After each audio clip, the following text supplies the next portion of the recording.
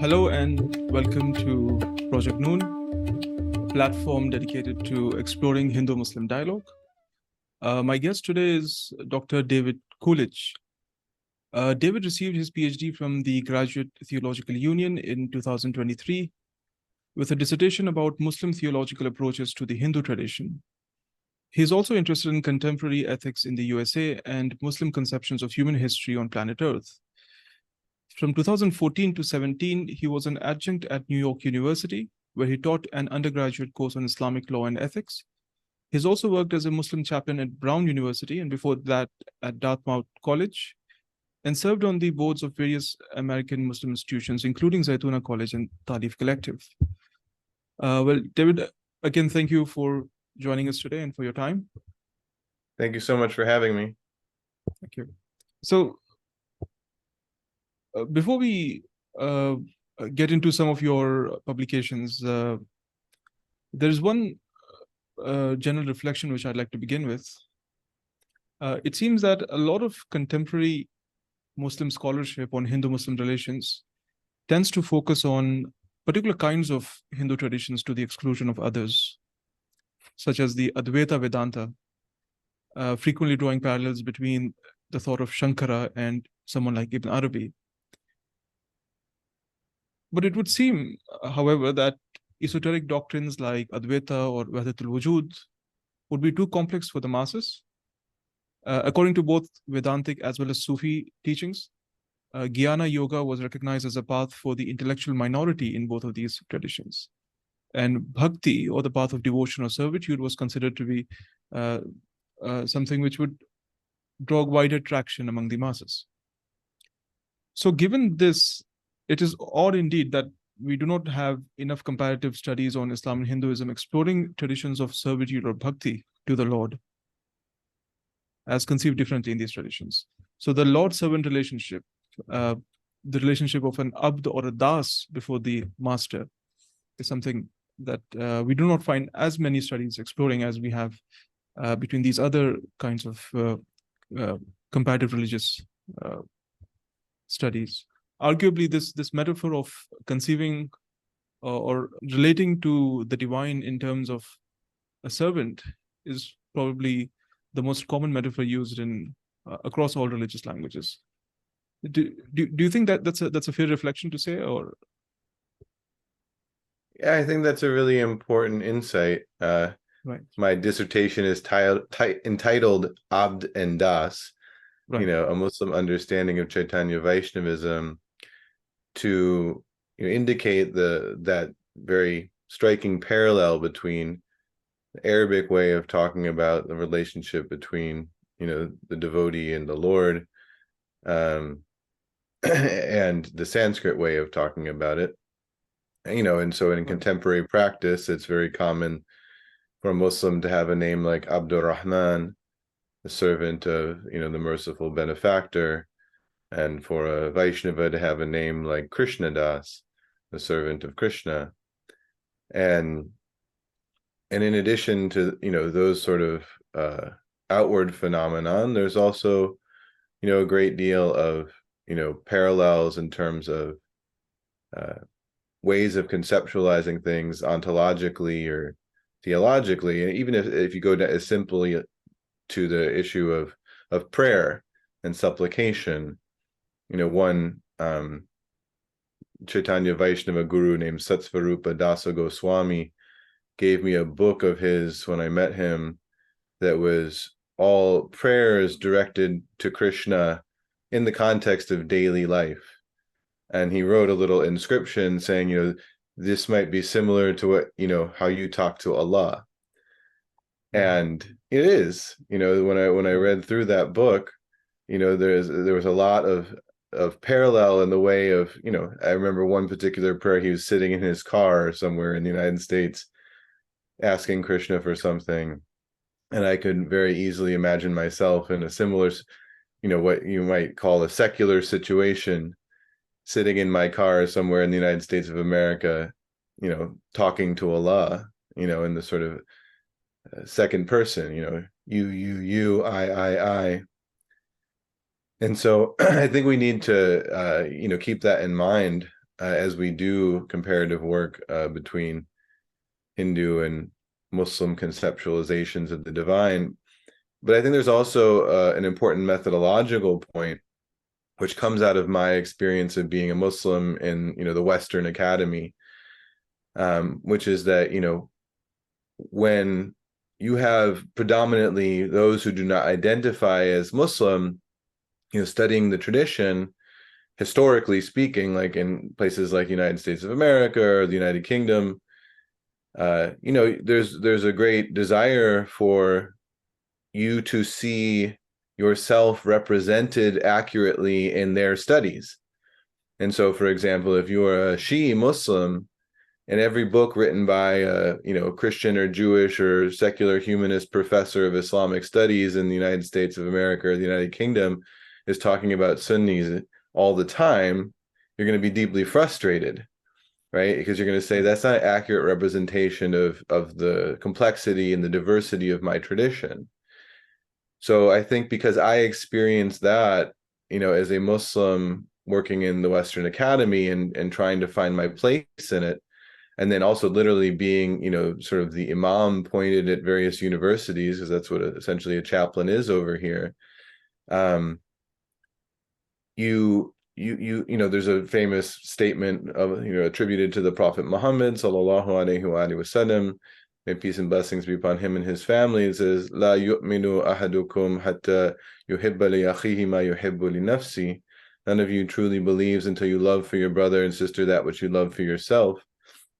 And so if I, as a Muslim, love to see the complexity and the diversity of my tradition represented accurately in the depictions of those who do not identify as Muslim, so too should I, as a Muslim, then love for those who I represent from a Muslim theological worldview to embrace that complexity and that diversity, right? And to say that, and to have a certain humility as a Muslim to say that, well, I've spent the last 5 years studying Chaitanya Vaishnavism, and I can tell you a lot about it, but I can't really tell you a lot about Vallabhacharya, right, who is another great Bhakti figure from the same time in Indian history, because I just don't have the time. I can't tell you a lot about, Shankara's Bhashyas, his, commentaries on Upanishad and Gita, because I've been reading other things. Right. So just as it's become the norm in Islamic studies for someone to say, well, what I really am is I'm a specialist in Shia law, like Professor Robert Gleave in the UK is an example of that. And that's who he is. Whereas, someone else is a specialist in Sunni theology, such as Dr. Feryal Salam in Chicago. Right. So that each person has their specialization, and that specialization is rooted in the awareness of how complex things are when you get into the nitty-gritty. I think that's really important to keep in mind. Right. This is a really important point which you bring up, that when we have these interfaith comparative discussions or conversations, the specificity should not be lost, and the tendency to universalize or paint an entire religion or with the brush of one tradition, and not recognize that there are multiple voices within these different religious frameworks, is something that tends to happen, I suppose, in many interfaith settings in general, for perhaps well-meaning or well-intentioned gestures. These generalizations seem to be happening. Well, I mean, quite apart from that, there's also one more point which occurs to me, seeing Al-Biruni's book in your shelf behind you, which also reminds me. See it on yours as well. Right, which is on mine as well. Right. Well, it just reminds me that in the first few pages itself, Al-Biruni, about 1,000 years before us, made this point, drawing attention to one verse from the Quran, which advises us to be just, even if it is against ourselves. And in another place, the Quran says, be just because it is closer to taqwa, or closer to God consciousness. So even in this setting of studying another religion, or speaking about comparative religious, having these comparative religious discussions,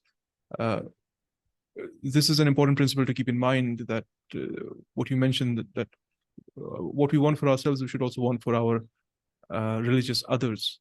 And so we would want them to portray us with our nuances and our complexities and to do intellectual justice to our traditions, which is also what we should keep in mind when we approach other religious traditions. I think So, that, right. Al-Biruni, provides a model. It's not, to me, what's most powerful about his work is not necessarily everything that he said in terms of his judgment calls about anything that he was talking about, but the totality of his work and how it represents just an amazing attempt to try and understand the life world of another group of people in all of its complexity. Right. I was a graduate student at Princeton University many years ago, and I studied with Michael Cook, who's a well-known scholar of Islamic history. And he wrote a book called Brief History of the Human Race, where he gave his take on the last 10,000 years of human history. And actually teach that book in one course that I teach for Bayan Islamic Graduate School. And part of the reason is because since he's trained as an Islamicist, he makes a lot of references to Muslims to make larger points. And so when he talks about the encounter of what were previously relatively geographically constrained civilizations and their linguistic, literary traditions, their ways of thinking about the world is encapsulated in those literary traditions, and the attempt to understand the other, he actually highlights Al-Biruni. And his phrase is, he was the world's first Orientalist.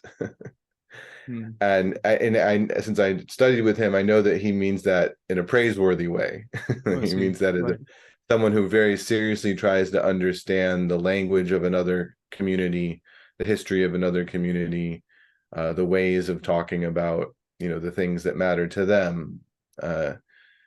So I think that, Al-Biruni is one of those figures that many different people can get behind, because I think he represents, something fundamental, in my opinion, to the human spirit, which is the desire to fully embrace, the complexity of the knowledge that lays before you. In this case, it's, languages, it's traditions, it's histories, it's ways of living, but he was also a scientist. And he brought that spirit to, I think, much of what he wrote.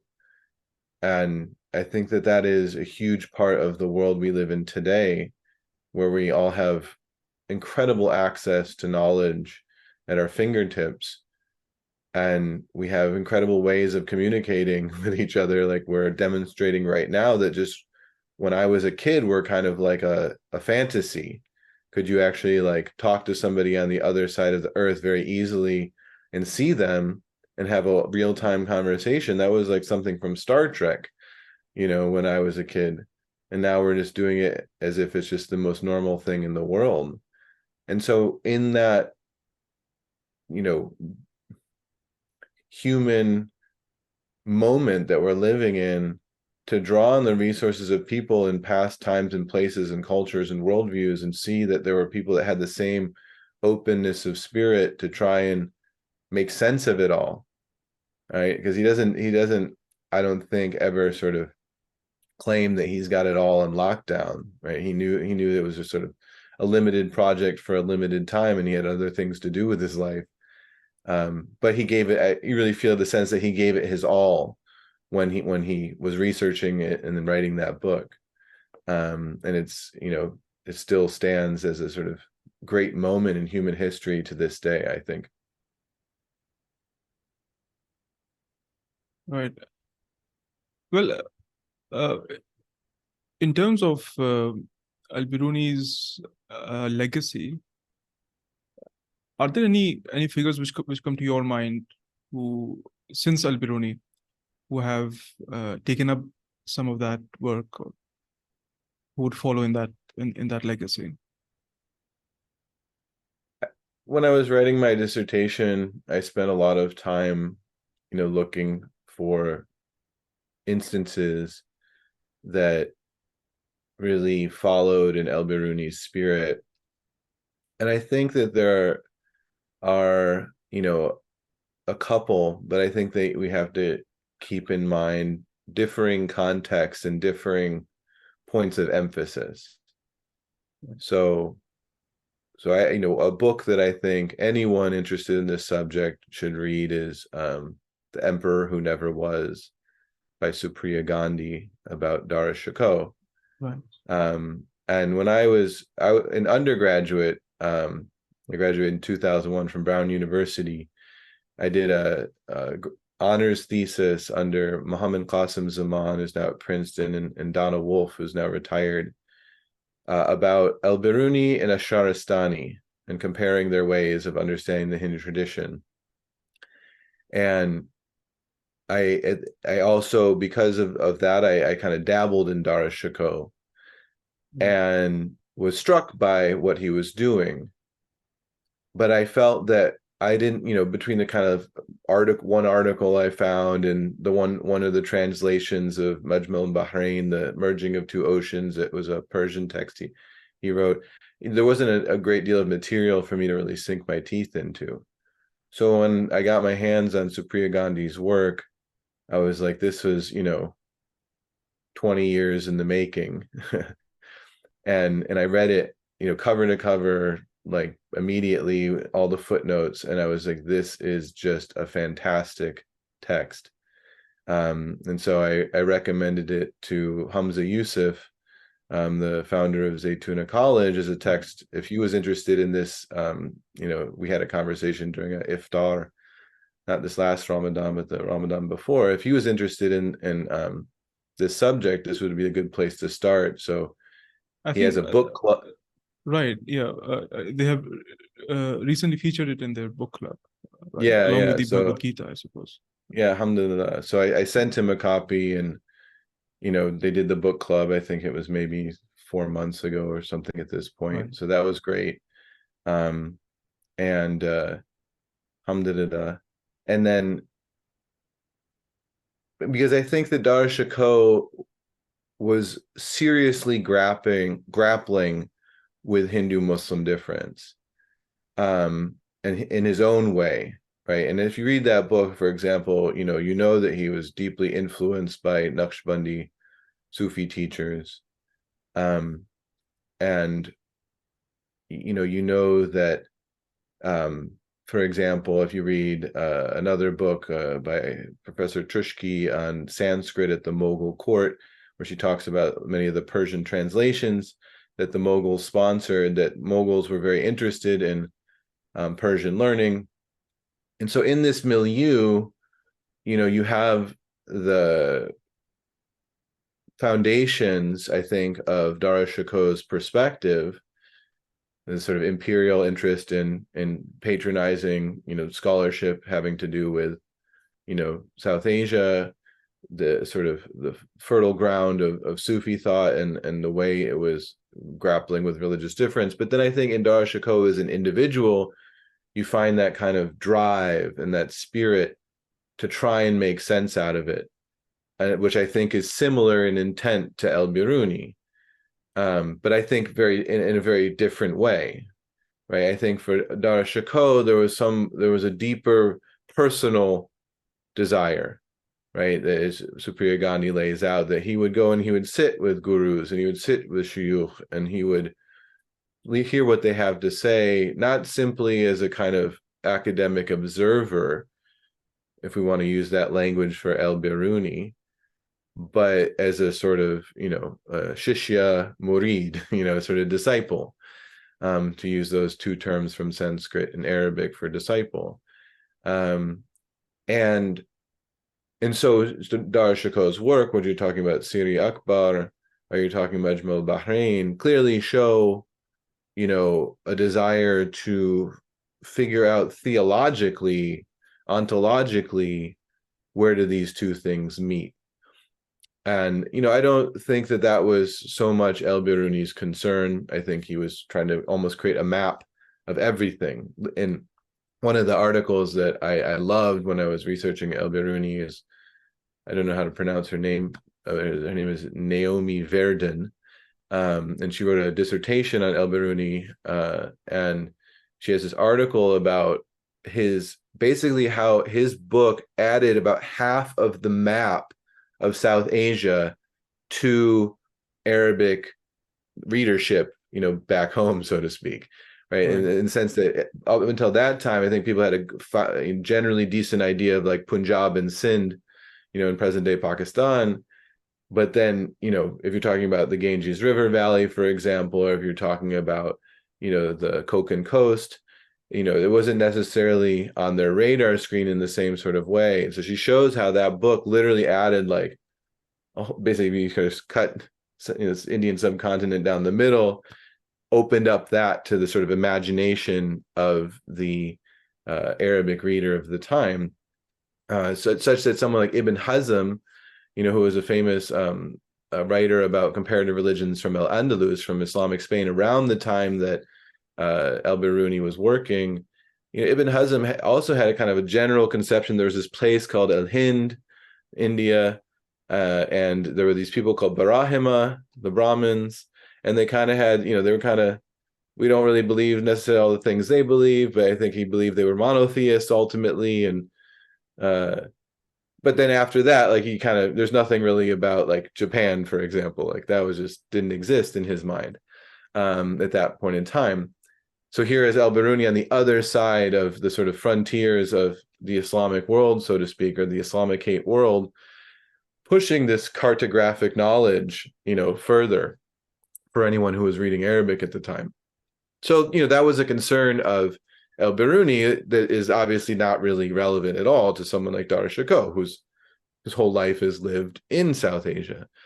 So I think that, one could make a fairly easy argument that like that represents a kind of cultural shift, right? El-Biruni writing in the 11th century, represents this sort of the sort of almost frontier experience. This is like pushing the edges of knowledge, pushing, the edges of experiencing planet Earth, to be very blunt. And then you have Dara Shikoh firmly ensconced within a milieu in which, yes, he's a prince, but he's still surrounded by a majority culture, which is different from the sort of, Mughal court culture, wanting to make sense out of what's going on around him his whole life, and driven by a deep, spiritual need.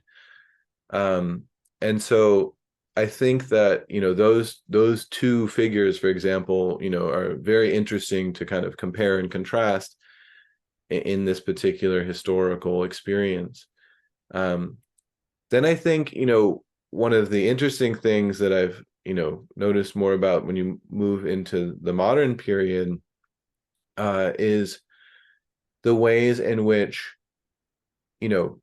some, I think, people who identify as Muslim and coming from Muslim families and cultures and regions, and this is kind of a different track, but take up the exploration of the Hindu tradition as part of a larger historical project about South Asian history, right? Like, so when you're talking about, the British era and beyond, and for example, the ways in which people can get like a PhD essentially in history and then become a history professor at Aligarh or, wherever else, right? You find Muslims actually delving, to a certain extent into that which is Hindu, by, sort of technically speaking, but like as a larger humanistic project to, talk about the complexity of South Asian history. And and you could call it, secularized, and I think that would be, somewhat fair description. But what I find fascinating about that is the way in which, that educational experience, that pedagogical experience, then opens up a new way of thinking about this difference. And so, you find articles by, people with Muslim names who are, well-established history professors in, British India or in the independent India, and, writing articles where they're talking about, patronage networks between, like, Man Singh, the famous Mughal general who provided patronage for the Govinda Dev temple in Mathura or Vrindavan, India, and his working with Jiva Goswami, the famous Chaitanya Vaishnava theologian and philosopher, right? He's the person who wrote it has a Muslim name. What I have noticed as I've tried to understand the intellectual biographies of some of those figures is that in an interesting way, Marxism often became the way in which they articulated that, we all share this concern for, the sort of equality of the individual. We all share this concern for thinking about power structures in society, probably beginning with, like, the critique against, the British colonial state, but then, developing over the years. Right. So in a way, it's sort of fascinating that the sort of, again, secularized type ways of thinking about history, but then open up space for people to think through that difference from a third paradigm. So what I'm in a kind of reason I gave those examples in particular is I think due to what my experience was in writing the dissertation, was that I feel that all of it is relevant to me, right? There's the El-Biruni paradigm, there's the Darshako paradigm, there's the Muslim, history professors of the 20th century paradigm, and all of it is insightful and relevant to me. I think the main point that I wanted to make methodologically in my dissertation and in my subsequent publications is that I can embrace all of that diversity and not have to hide my Muslim identity.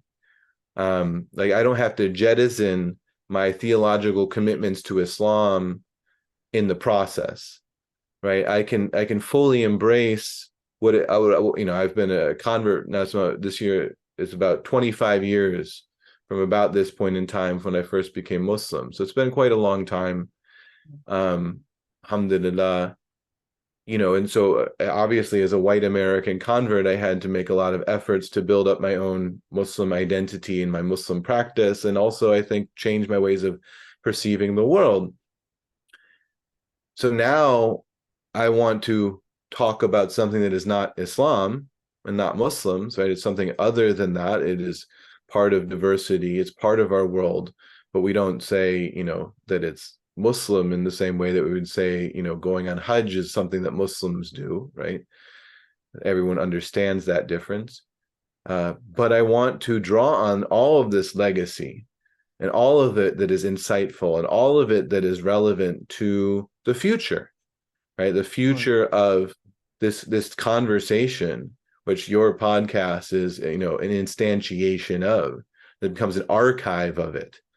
And I I think the last thing I'll say along this line is that, there doesn't seem to have ever been a specific ilm, a specific discipline that Muslims developed to talk about religious difference. There are ulum, there are disciplines that have been key to Muslim civilization and pedagogical institutions that have religious difference as part of the conversation. So, for example, law, right? What is Ahlul Kitab? What does that mean? How do you define it, right? What about things that aren't Ahlul Kitab, the people of the book, right? There is a question of religious difference that's built into law. Theology, what is Islam? what is not Islam, right? Simple things like that. And then there's a tradition of reflection about religious difference, about the differences between Muslims and Christians, the difference between Muslims and Jews, the difference between Muslims and Hindus, the difference between Muslims and Buddhists, and so on and so forth. I think the key thing is that when we look back at this history, I think what's really important in our particular moment is to draw on as much of it as we can so that we do build a type of more structured disciplinary conversation about these sort of things, right? That can encompass varying perspectives. So if you're the person that wants to do Shankara, Ibn Arabi, Advaita Vedanta, Wahdatul Wujud, okay, that's what you do. If you're the person who wants to go into some town in India and do like an anthropological study of how Muslims and Hindus are relating to each other in the present moment, like there's a number of books. The Festival of Peers by Afsar Muhammad would be one. Then that you do you, like that's what you do. If in my case, like I study the Chaitanya Vaishnavas, I privilege a certain amount of like textual, work. And it would be wonderful to have a Muslim colleague who does Chaitanya Vaishnava studies as well, but I'm not expecting it to happen anytime soon. But even like I said, like when will be the Muslim scholar of Vallabhacharya? When will be the Muslim scholar of Ramakrishna and the Vedanta Society? I mean, in that case, interestingly enough, there is an article by a scholar in Pakistan named Muhammad Akram at the International Islamic University of Islamabad, who writes a lot about how to do comparative religion and how it relates to the history of Islam. He does have an article about Sri Ramakrishna, and he's thinking through his own perspective on Islam in relationship to Ramakrishna's presentation of Islam. I published in the journal called Islamic Studies that is, I think, published out of Islamabad. So that's like a good example, of something that when I came across it, I thought was really wonderful, and represents like new possibilities of this conversation moving forward. But I think to have a healthy understanding of that historical trajectory of Muslim reflection on religious difference, is absolutely critical. And I think it's good. El-Biruni, Dar Shikoh, modern kind of South Asian historians, and then here we are today. I think that's just at least somewhere to begin. Not to say that that's the only way of thinking about it. Right. These are all really, interesting, different ways of looking at or looking at different ways of Muslim engagements with various Hindu traditions, and all of them have their own unique value, as you mentioned. If you're looking at it from a historical point of view, a theological, anthropological point of view, which particular tradition you're focusing on, which part of India you're focusing on, and our larger picture should be a composite of what we learn from all these various multiple studies, right? So far, we've looked at different kinds of studies that are valuable and that can be undertaken to study the Hindu-Muslim encounter, Hindu-Muslim relations. I'd like to know a bit more from you about the Gaudiya Vaishnava tradition in particular. But before we go there, again, another general realization, which I feel, that in many books on particularly Advaita Vedantic traditions, we find Brahman, or the absolute reality, depicted famously as Sat Chetananda, being, consciousness, and bliss. For example, I'm even thinking of the really brief introductory primer by Arvind Sharma, A Hindu Guide to Spirituality, which is essentially structures the entire discussion in these terms. But it's also a common thing which we find in many popular depictions of the divine reality in Hinduism. So at the absolute level, it is Sat Chetananda, and it is a reality. It is spoken of as a reality. What is lacking in some of these depictions is that you don't have that dimension where you can have a relationship with that reality. Or, for example, if we were to put it in Muslim terms, Allah is depicted or presented by various Muslim philosophers as wujud. Although we do not call on to wujud, so we do not pray to wujud, we pray to Rahman, we pray to the Rahim, right? The Khaliq, the creator. We don't pray to existence as such. So there's this, it seems there are two different ways emerging here. One is a way of focusing or concentrating on the reality, the divine reality, which is also again then realized as your own reality. So God realization and self-realization.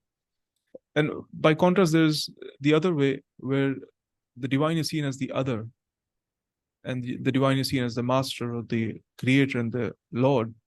And so the perfection of your relationship here in this case would be proportional to your service or your devotion to the master. This, personal dimension is something which is perhaps lacking in some of these depictions. Do you think that's a fair thing to say? Well, for those who study Advaita Vedanta, there is the recognition that Bhakti plays a role. The devotion plays a role, right, in the sort of actual day-to-day lived experience, even of those who might be understood to be consumed by the highest realizations of what Advaitin spirituality is about, but sort of recognition that there's a certain kind of metaphorical quality to that relationship from that standpoint. They have the Vyavaharika and Paramartika distinction, right? The sort of transactional reality of like day-to-day life versus like the ultimate reality of oneness, and how those things would then, I think a lot of their, for example, stories about figures like Shankara or whatever are meant to indicate that kind of like tension between those two things, right? Because how do you talk about undifferentiated oneness in the context of a single human life? There's a tension there, obviously. So I think that it's important to acknowledge that devotion and thinking of things as I and thou or I and you has a place even within Advaita Vedanta. I think the major distinction is on the philosophical level, where Ramanuja, Madhava, Chaitanya, Jiva Goswami, and others have taken issue with the ontological claims of Shankara and others, regarding the sort of relationship between the one and the many, to put it simply. And so I spent a lot of time in my dissertation talking about the Chaitanya philosophy, or Chaitanya Vaishnava philosophy of Achintya Bheda Bhed Tattva, right? Inconceivable simultaneous oneness and difference, and how they articulate that as distinct from Advaita Vedanta as a philosophical conclusion. And in many respects, when you read, for example, Chaitanya Charitamrita, the sort of preeminent spiritual biography of Chaitanya, which also serves as a kind of Summa Theologica, like a sort of comprehensive statement of Chaitanya Vaishnava philosophy, you see that there are, for example, very important dialogues that happened with Muslim figures in order for Chaitanya to establish like his ultimate theological perspective vis-a-vis Islam. In particular, there's a dialogue with a figure known as Chand Qazi, who is a magistrate under the Bengal Sultanate. And another point, there's a conversation with what is described as Pathan soldiers somewhere in Uttar Pradesh. in those dialogues, Chaitanya, discusses his philosophy, his theology, if you will, in relationship to Islam. I have an article coming about the first dialogue in the Journal of Vaishnava Studies, inshallah. But when you get the really meaty dialogues, it's usually about Advaita Vedanta. Or not usually, but it's, some of the really meaty dialogues are about Advaita Vedanta, and establishing the supremacy of Chaitanya over, essentially like the top gurus of the day. Now, for example, it would be very interesting to know if there are any like Advaita Vedanta counter commentaries or responses to those particular texts, because as I understand it, Chaitanya Charitamrita is more often just read by Vaishnavas. It's not necessarily read by others.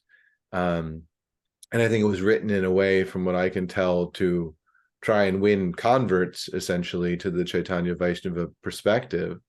And I know, for example, in the biography of Bhakti Vinod Thakur, who was a very important Chaitanya Vaishnava guru at the end of the 1800s, early 1900s, who really laid the groundwork for its globalization in the mid-20th and late 20th century. Bhakti Vinod Thakur, according to the biography, Hindu Encounter with Modernity, which is very well researched, it was his reading of Chaitanya Charitamrita which actually won him over to that philosophy, because he was raised as a Shakta, and not as a Vaishnava. So I think that, when we think about that question, I think we need to, this goes to what I said at the beginning about like methodology. For the Chaitanya Vaishnava, the fully committed Chaitanya Vaishnava is deeply immersed in their philosophical perspective. To talk about bhakti and devotion as some sort of like lower order of realization is for them like totally missing the point, because they actually have an ontology, for example, where they include Brahman. They say essentially there's a tripartite, there's Brahman, there's Paramatma, right, the supreme soul or the super soul, and then there's Bhagavan, which is a sort of often translated, famously by A.C. Bhaktivedanta Swami as the supreme personality of Godhead. And, so in their theological framework, Brahman realization is a lower realization. And I'm going to be giving a paper at the American Academy of Religion conference about one of the aspects of this, which is that essentially, they have the Bhagavata Purana, their, sort of preeminent text that existed before them, right? That Chaitanya even encouraged his followers to read a particular commentary on it by Sridhara Swami, which actually has a sort of Advaitin aspect to it. But in the Bhagavata Purana, there's this extensive cosmology that's described, which is essentially, to simplify it, is related to the Prakriti Purusha divide in Hindu thought, which is, we usually translate as material versus spiritual. So a lot of times when people think about like spirituality, they think about, well, removing the material and delving into the spiritual. Well, for them, that actually means two different universes, to put it very simply. And the spiritual universe, the world of Purusha, of spirit, is actually far more real and far more complex and far more beautiful and far more everything than anything in the Prakritic realm. And so they would agree, for example, with the Advaita Vedanta critique of seeking out heaven, of svarga, the traditional term in Sanskrit for heaven. Right. So, for example, in Anantanam Rambuchan's, guru, Swami Dayananda Saraswati, he like speaks very like kind of disparaging of the seeking of svarga, of heaven, right? Because essentially, well, there's still like you're still bound to materiality and to prakriti in some level in that traditional Hindu cosmology, and so therefore, like, you can never have the full realization.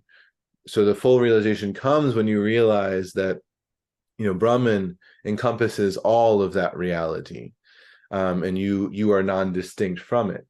To which the Chaitanya Vaishnavas would say, that's true, but that encompassment is only in the realms of Prakriti. It's not in the realm of Purusha.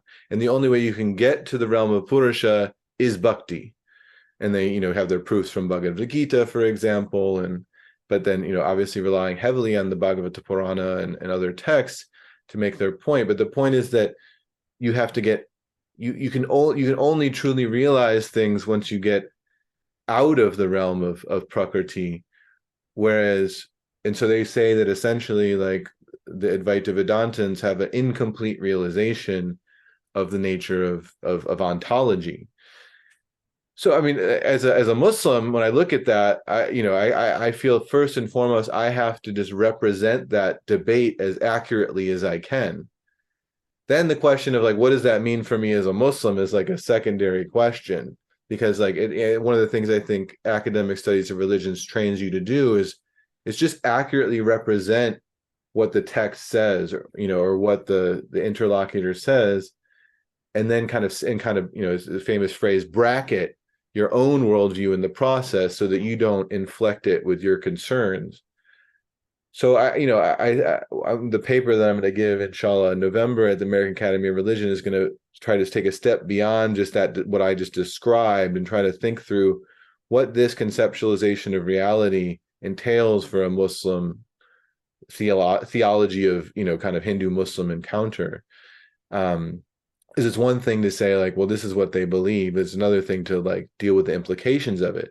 But when I read the dialogue in Chaitanya Charitamrita between the Chaitanya Vaishnava philosophy and the Advaita Vedanta philosophy, I am reading it essentially on some level as an outsider, and just watching, like, how are they debating? What are their scriptural references? What's at stake in this argument?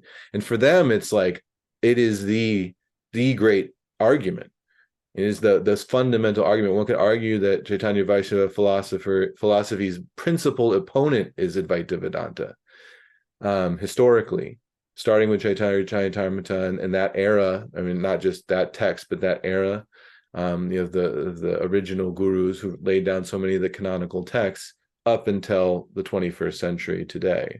I mean, it's still an ongoing conversation within Chaitanya Vaishnava communities.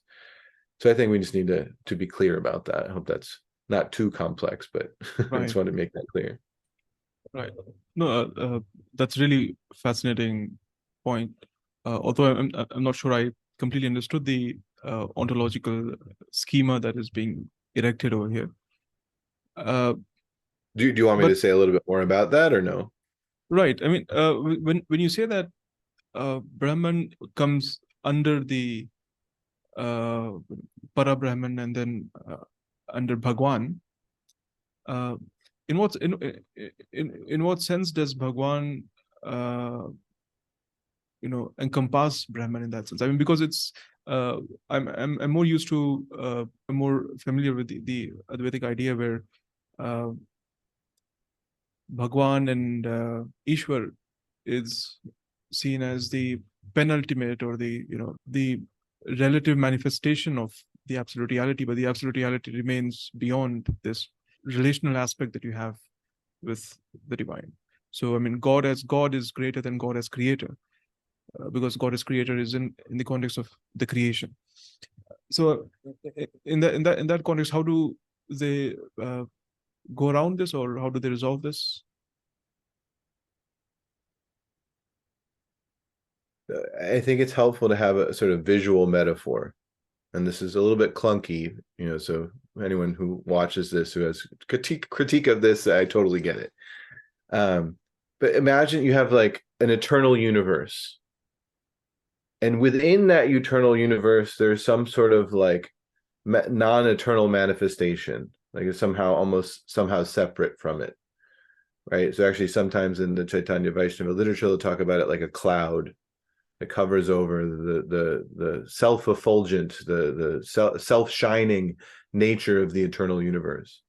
And so this darkness, this cloud, is it's not really, separate from it in the sense it is, but it is kind of encompassed by it, right?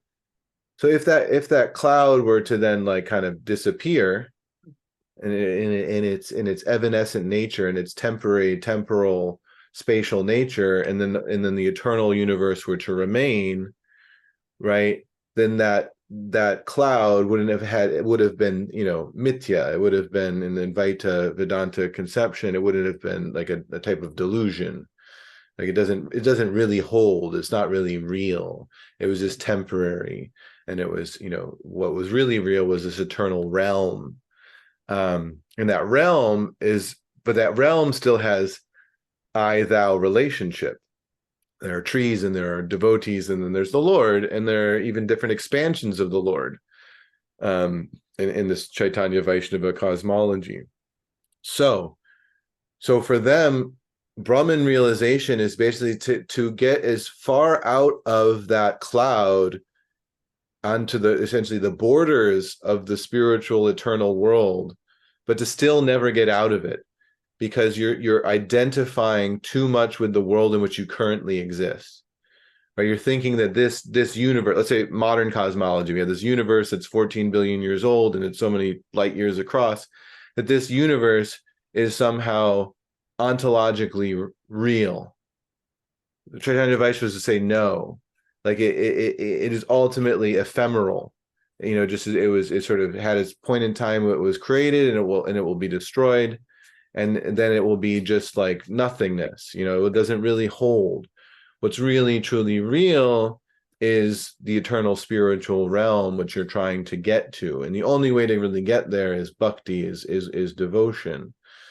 And so they see, ultimately the Advaita Vedanta philosophy too focused on the kind of this is where I say you could definitely critique what I'm about to say, like a kind of over identification of Prakriti, i.e. this universe and everything in it, with Purusha, which is now posited, the spirit, which is now posited to be just one undifferentiated reality, right? Satchidananda even itself is considered like Lakshana, like a type of verbal utterance that gets at what Brahman is, but ultimately Brahman can never be explained verbally because it just is, right?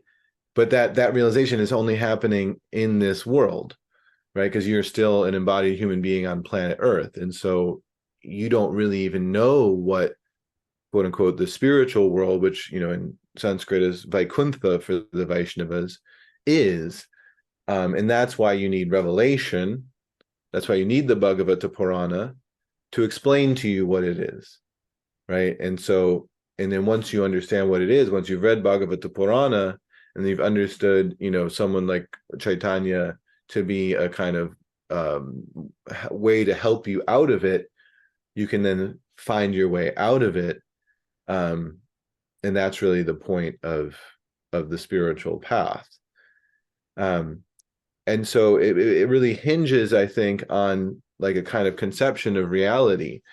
Because like, for example, when you read Anantanand Rambachan's guru's, books sometimes, and he talks kind of like disparagingly of the idea of heaven, it's the same, it's very similar to the way that the Chaitanya Vaishnavas talk disparagingly of seeking a rebirth in a heavenly realm.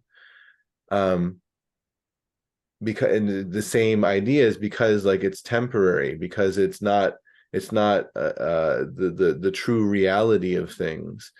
But then to overly identify with any of these realms is to miss the point from the Chaitanya Vaishnava perspective. It's to get out of that realm. And let me qualify with that by saying that actually the even higher realization is to not care. Viraha bhakti, to not care if you are in this world or in that world, but always wanting to be a servant of the Lord wherever you are and however you find yourself to be, even in separation. So that the point is not union. The point is the intensity of the devotion and the service. A.C. Bhakti Vedanta Swami translated bhakti as devotional service. And so that becomes, kind of the ultimate telos, and this idea of merging with, ultimate reality for them doesn't really make much sense. It doesn't really, how could someone in this universe that we're living in right now merge with ultimate reality, other than to just overly identify this reality, this, the stars, the trees, the moons, the universe, as ultimate reality, when they haven't even seen Vaikuntha. Does that make sense? Right. So Right. I think I just say, there's an interesting conversation there to be had with like Muslim conceptualizations of heaven, right, of Jannah, the garden, in that regard, and how like spiritualization in Islamic traditions is related to or not related to conceptions of the garden versus conceptions of just love of God and service of the Lord and things like that. I mean, I think there's a conversation to be had that we can't really go into right now, but I just want to point that out. Right. Right. Right. I mean, from a Muslim point of view, there is, I suppose, that famous image in Ibn al-Qayyim, where the believer is depicted as a bird.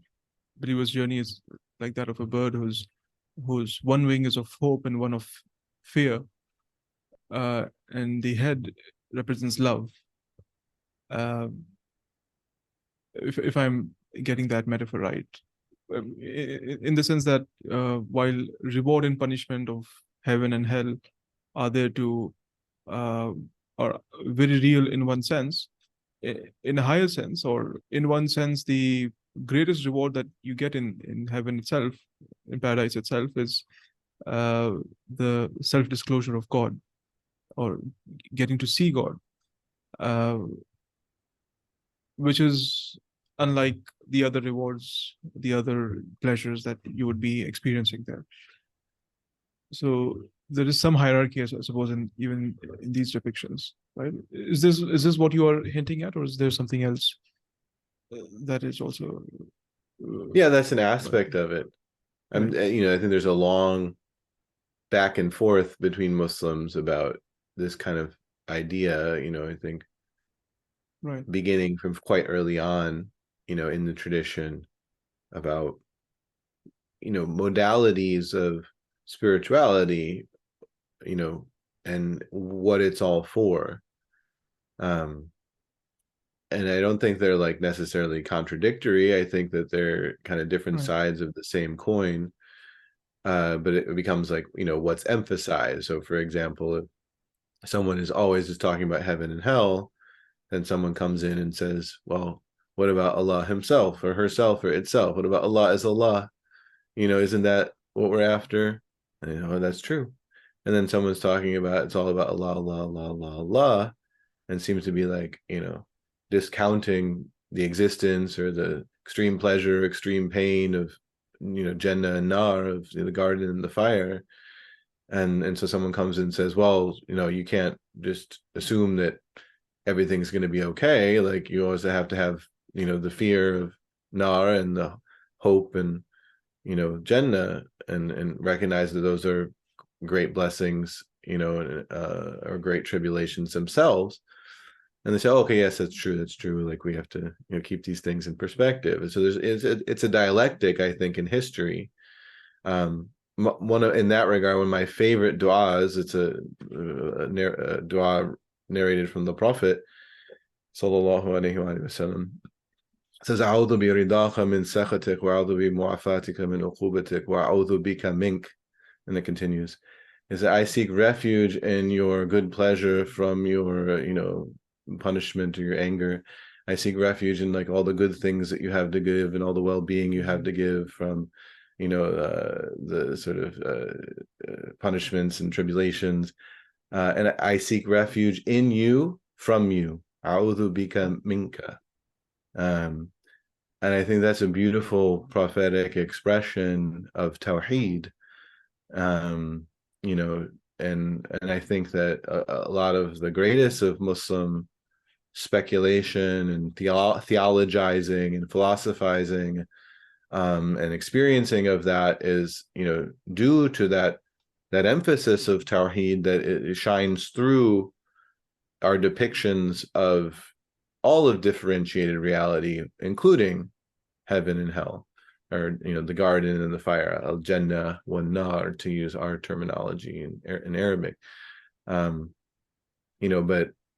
I always say, when I'm just kind of giving a khutbah at the masjid kind of thing, it doesn't say adhabullah in the Quran. It says adhabun nar, right? The punishment of the fire. There's even an etiquette in the Quran about how to talk about these things, that we don't, sometimes these things can be kind of subtle, right? So, we say Ridwan Allah, the good pleasure of Allah, but we say adhab an-nar in the Quran, the punishment of the fire. We don't say adhabullah.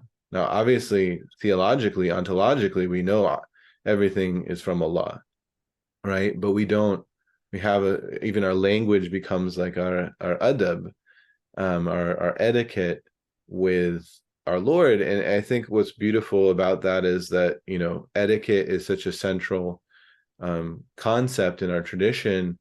And I think, there's a way of theologizing that, because that is almost the one thing that we do have is like independent agentive subjects. Like I can choose to speak or remain silent. I can choose to turn right or turn left. I can choose to stand up or sit down.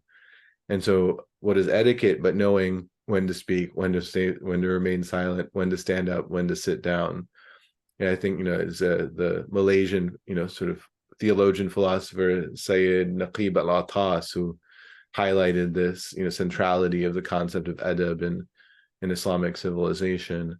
And I think there's a deep, theological, meaning there. Like, why do we face Mecca in prayer? Like, yes, God is everywhere. Like, فَأَيْنَمَا تُوَلُّوا فَثَمَّ وَجْهُ اللَّهِ, wherever you turn, there is the face of God. But still face Mecca in prayer. Why? Because you're an individual agentive subject who can choose to turn elsewhere out of your own, nafs, your own desire. Say, well, I'm going to turn to the west instead of the east, or in America. In India, you turn to the west. But in America, we turn northeast. So, that's like a manifestation of that adab. Like we've, heard the call of the caller to faith, and we've responded, we believe, and say, okay, you want us to face towards Mecca? Sure. So, I think that it seems so simple, but it's actually quite profound the way I see it. Well, the question of agency is a really important one, which I want to get at towards the end when we discuss two verses, one in the Gita and one in the Quran. But this also reminds me of this the Quranic subtlety which you're mentioning about. This reminds me again of well, one, it is there in Surah Fatiha, if you notice, that show us the straight path, the path of those whom you have favored. So this path is being attributed to God Himself, or is being seen as something which God is actively favoring, and not the path of those who have earned anger, where it does not specify who earned your anger. Right. So this is one instance of the same kind of scriptural subtlety or scriptural adab which we find. Also, one more occasion which comes to mind is where there is actually God does say does talk about my punishment, adabi, but it begins this way: Nabbi ibadi inni anal ghafurur rahim. Announce to my servants that I am the most merciful, the most forgiving. وَأَنَّ عَذَابِي لَعَذَابٌ شَدِيدٌ, and my punishment is indeed severe. But this thing, what we find here again is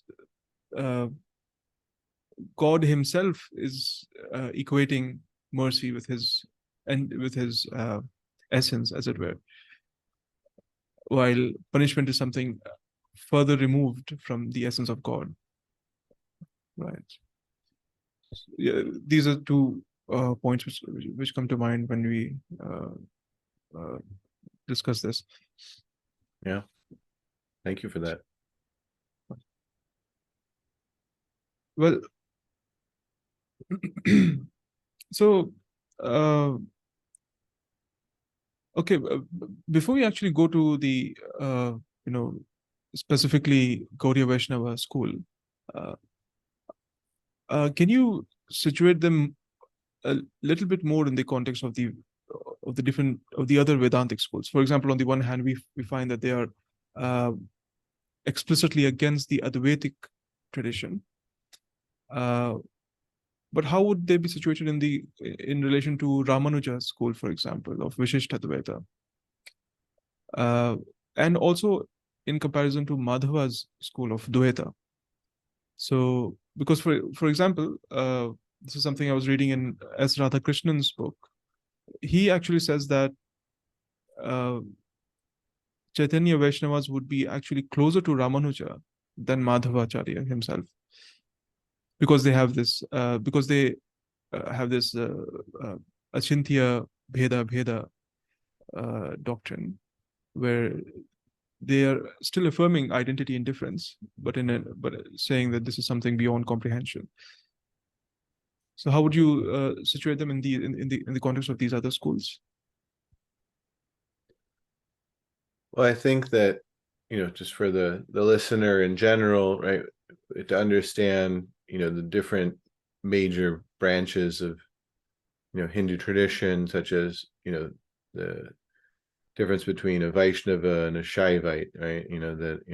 Someone who centers, figures like Rama or Vishnu or Krishna in their theology, Vaishnavas, and those who center Shiva and other figures, often referred to as Shaivite or Shaiva. And, so we're talking about, the Vaishnava traditions, and we're talking about preeminent theologians, if you will, in the Vaishnava tradition. And, there's clearly, you could call like a discursive tradition, intra-Vaishnava discursive tradition. There's a larger discursive tradition, which we're calling Vedanta, which encompasses a wider variety of schools of, practice and thought. So there's, Shaiva texts that fall under Vedanta, and there's Vaishnava texts that fall under Vedanta. Right, so we're talking about intra-Vaishnava theology and philosophy.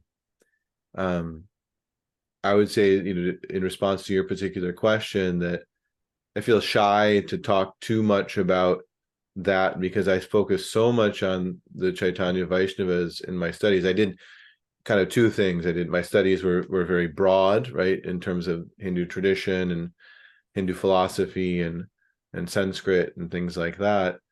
And then there was kind of the deep dive into Chaitanya Vaishnavas specifically, for the dissertation. And so it did come up at certain times. I think the most common way in which it came up was for the whole question, because the technical term for the sampradaya, like the guru lineage, if you will, that undergirds Chaitanya Vaishnavism, is called the Brahma Madhava Gaudiya Sampradaya, right? Which indicates that it's connected to Madhavacharya's school. And so there's a great deal of conversation about, is Chaitanya a faithful follower of Madhava, or is he doing something different? So, for example, the well-known Chaitanya Vaishnava scholar O.B.L. Kapoor, talks at length about this, and others do as well. And I think there's a general acknowledgement, for example, that, on a number of issues, Chaitanya Vaishnavism departs from, mainstream Madhava thought. There's not a great deal of discussion in the literature about Chaitanya Vaishnavas about Ramanuja, though. And I think it's just because, there's probably multiple reasons, but I think partly because Chaitanya is not connected in that sense of history Right. to Sri Vaishnavism. So, I think that would be like if a book came out that was like comparing Achincha Beda Ved in Jiva Goswami to, the Bhashyas of Ramanuja, that would be very, very interesting. And I'd love to read it. So, but I think that probably the most striking thing is that I found, it was really a generative idea, was that Madhava had a much more restrictive, caste conscious idea about adhikara, about qualification, whereas Chaitanya like opened the doors to everybody, even including Muslims. And I think that makes a huge difference. And I can talk a little bit more about that if you want. Right. Well, there's one really famous quote attributed to Sri Ramakrishna in the context of these different relational positions that or attitudes that can be taken to the divine. You can either take the path of jnana yoga, of concentrating or trying to realize the identity of the Atman and the Brahman, of Advaita Vedanta, for example. Or you could see the divine as the other, and you could be in a relationship to the divine as a servant, right? So this quote is really amusing by Sri Ramakrishna, where he says that rather than being sugar myself, I'm much more interested in tasting sugar. So this alternative of tasting sugar or loving God, the path of devotion and service and love. Well, of course, as you mentioned in the beginning, this is also not entirely absent in the other Jnana Bhakti paths. For example, in Shankara school itself, and there's an interesting way to see this, which I was reading in Chakravarti Ram Prasad's book comparing the Gita commentaries of Shankara and Ramanuja, where he says that Jnana and Bhakti are important for both of these different figures. But for Shankara, you could say that Bhakti is the means and Jnana is the end. So Ishwar is also, or Bhagwan is also the means to attain that self-realization of Atman as Brahman. But for Ramanuja, this jnanic endeavor of God realization or self-realization itself is a means to the greater task of being a servant of God, of the divine, of the Lord, of Krishna. So,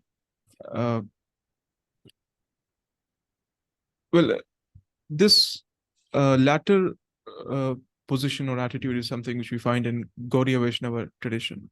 Right?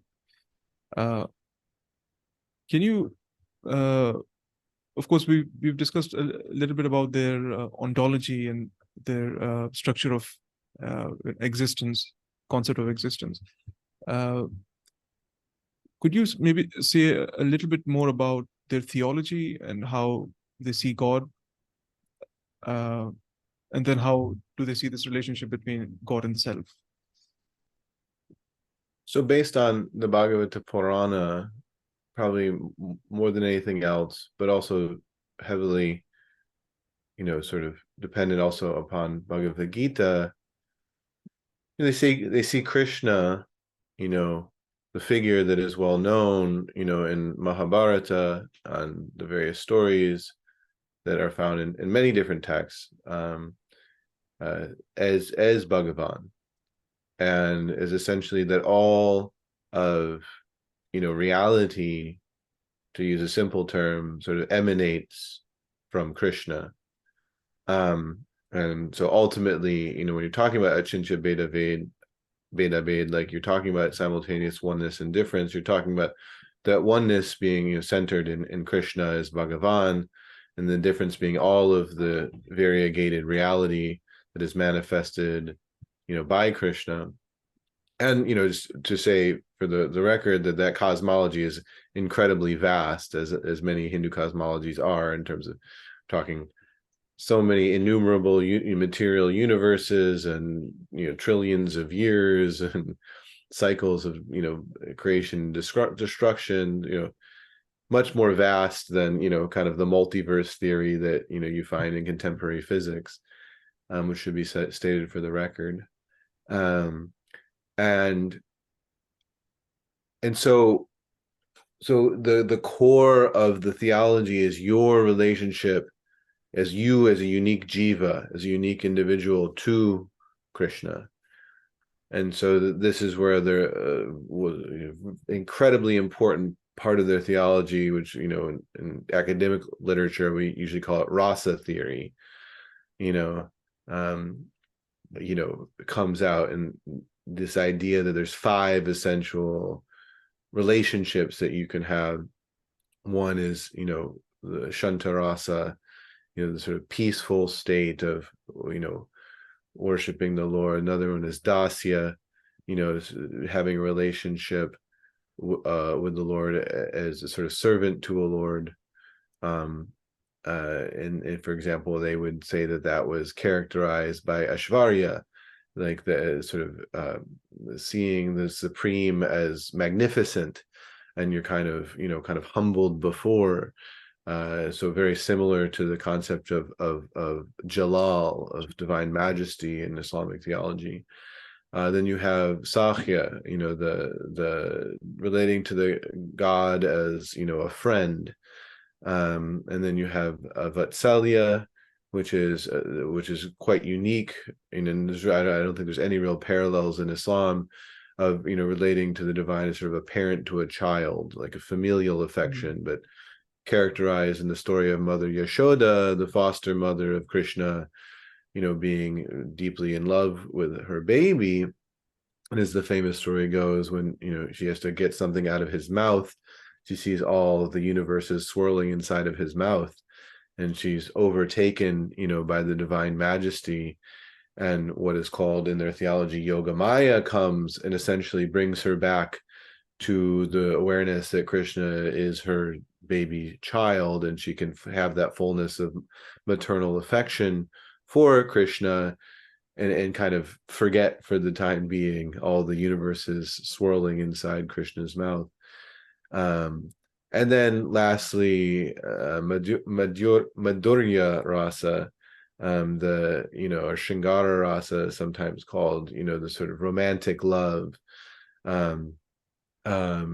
that, is in their theology is characterized most, sort of in its ultimate form by the cowherd maidens of Vraj, the gopis, who will just drop everything at the drop of a hat to be with Krishna, with no concern for themselves or anything else. And so, those become the sort of 5 predominant modalities of relating to God. And they have a very, I would say, complex theology of articulating how, like, you here in this universe relates to those eternal beings in Vaikuntha, in their, heavenly realm, eternal realm. And essentially the spiritual path is to figure out, to a certain extent, the connection between the two. So for example, Rupa Goswami, who's one of the great, author of canonical texts, who was previously an official in the Bengal Sultanate under Alauddin Hussein Shah, and it was reported to have studied both Arabic and Persian, but left his, lucrative government career to follow Chaitanya, and then the latter part of his life to hang out in Vrindavan and write these, complicated Sanskrit texts, that, elucidate the theological and orthopraxic foundations of the tradition.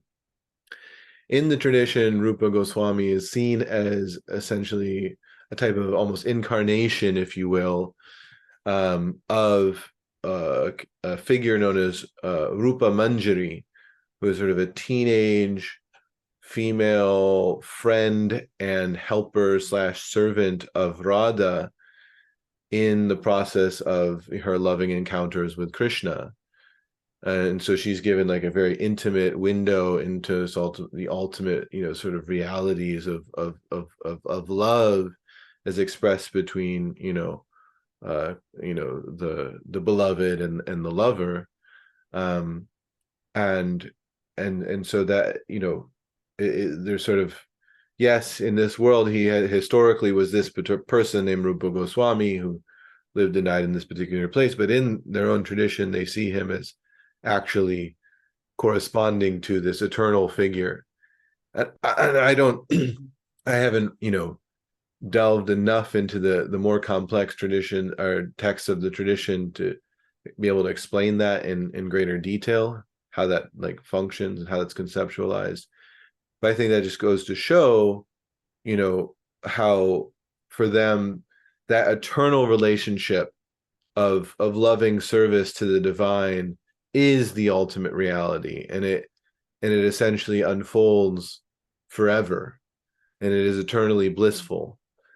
So it's a very concrete in one respect and very detailed and specific theology, so I just, I sometimes it's helpful to make parallels. I'm not saying that any tradition should be compared to any other all the time, but like, for those who are familiar with Roman Catholic theology and the role of the saints and how, so many specific saints and the idea that we know them, we know their identities, and they are part of the heavenly realm. So you're not just trying to get to, the Roman Catholic conception of heaven to be with God or the Father, the Son, and the Holy Spirit. You also want to be in the communion of the saints. And those are very specific individuals with specific biographies and specific roles and specific modalities of worship even. In some sense, there's some similarity, I think, there, to the Chaitanya Vaishnava conception of Goloka Vrindavan, like their highest heaven, in which there would be these actual specific individuals performing these specific roles in the sort of eternal play of love between between Krishna and all of the lovers and devotees of Krishna, of which the supreme is Radha. And so just to say like how clearly that is, I think, enunciated in the tradition, the highest form of spiritual practice, which is called Raganuga Bhakti, involves, and again, I can't say that I'm super well versed in it, but I think I can speak generally about it. It involves visualization and meditation and trying to, almost project yourself into the 24-hour day in the cycle of loving interplay between Krishna and the devotees in that highest heaven, right? So there are texts that talk about it, but then for those advanced practitioners, there are like particular techniques, meditative techniques that are followed in order to try to realize that at a deeper level. And I think that, from the standpoint of the outside observer, the question is like, well, what would that look like? Well, I think what that looks like is the purpose of Chaitanya himself in the tradition, which is that Chaitanya is considered, according to the Chaitanya Charitamrita, a dual incarnation of Krishna and Radha, that, essentially is so, because of that, is so overflowing with prema of just the highest and intense forms of love that is, as one of my teachers, is a scholar of this tradition and a practitioner, Dr. Graham Schweig, Garuda Das, he's also an initiating guru. He explains that there's nobody can ever emulate Chaitanya, the fullness of Chaitanya's love. He is sort of an overflowing fountain of this divine love, so that you can experience whatever of it you are meant to experience. But he will always be, the the most intensive form. And so that's exemplified in the Charitamrita in his life story of, renunciation, sometimes just being so overwhelmed with love that he faints, completely uninterested in other things, seeing Krishna everywhere, which is very similar to like Layla Majnun stories, we have in, the Islamic tradition. Everything reminds him of Krishna, and he has these ecstatic, outpourings of bhava, of, like spiritual states. And then even like physical manifestations that are, some of which are extremely intense.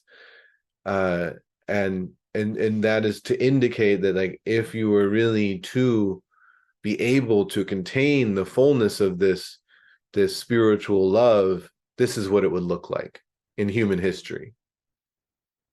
And so that's why I think, why I use the term Chaitanya Vaishnava, because I think Chaitanya and, other Chaitanya Vaishnava scholars, like Ravi Gupta, for example, use the term Chaitanya Vaishnava as well to center the role of Chaitanya in the whole theology.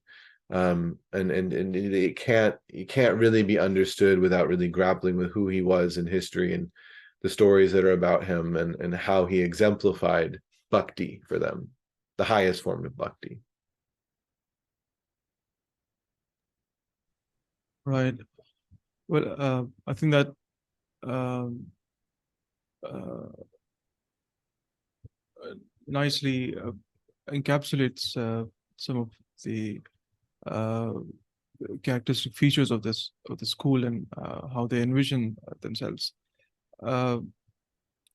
Before we conclude, or before we close today, I'd like to bring up that the other paper of yours, which has been published in the Journal of Vaishnava Studies, where you compare Gita, one verse of the Gita with another in the Quran. I'd like to just read out these verses and how the question of God and God's will and the in relation to that human will and human agency, and how do these two interrelate? So the verse in the Gita 11:33 states, has Krishna stating, "By me these men have already been slain. Merely be the instrument, O masterful archer." So, of course, Krishna is speaking to Arjuna in the context of the battlefield of Kurukshetra. And in the other instance, you have the Quran, Surah Anfal, verse 17, stating, addressing the Prophet Muhammad ﷺ, that you did not slay them, it was God who slew them. It was not you who threw when you threw, but God it was who threw, in order to bestow upon the believers from his grace a fine achievement.